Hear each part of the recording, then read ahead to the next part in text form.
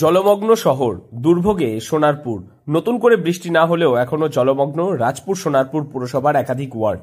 বিশেষত ৮ নম্বর ওয়ার্ডের মিশনপল্লীতে এবারে পরিস্থিতি আরো ভয়াবহ। অন্যান্য বছরের তুলনায় এবারে অনেক বেশি জল জমেছে।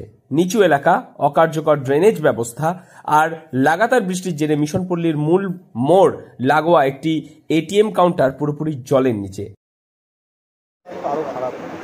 না, মিশনপল্লীতে কিন্তু আমরা একটা ড্রেন করেছি, বড় ড্রেন।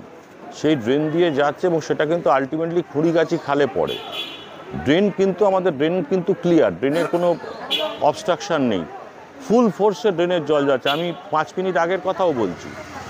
এখানে সমতপুর খালে একটা পঞ্চায়েতে একটা ব্রিজ তৈরি হচ্ছিল, সেখানেরও কিছু ব্যারিয়ার্স ছিল, সেগুলো আমরা সরিয়ে দিয়েছি ভেলায় করে আমাদের লোক পাঠিয়ে। সেই ব্রিজের যে কিছু ব্যারিকেডস ছিল সেটাও সরিয়ে দেওয়া হয়েছে। জল যাচ্ছে, কিন্তু অ্যাট এ স্টেজ একসঙ্গে এত জল পড়েছে, সেই জায়গা আলটিমেটলি যাবে তো খালে সব। সেই জায়গাটা আমরা পরিস্থিতির ওপর নজর রাখছি।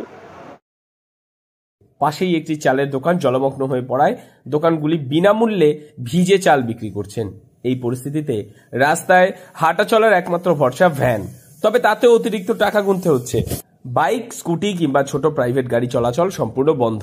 অনেকেই বাধ্য হয়ে হাঁটছেন কোমর সমান জল পেরিয়ে। স্থানীয়দের মতে এই জমা জল নামতে কমপক্ষে 1 সপ্তাহ সময় লাগবে।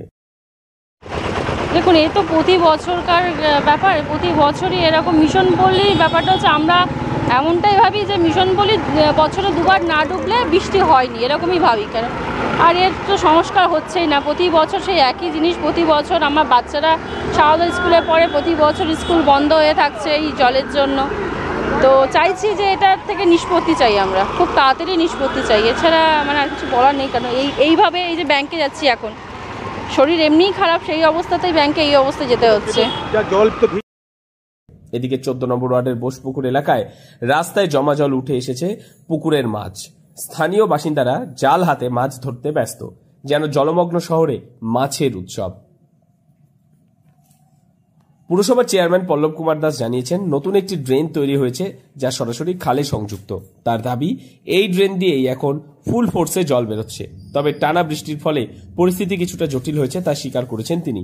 পুরসভার তরফে পরিস্থিতির উপর নজর রাখা হচ্ছে বলেও আশ্বস্ত করেছেন চেয়ারম্যান।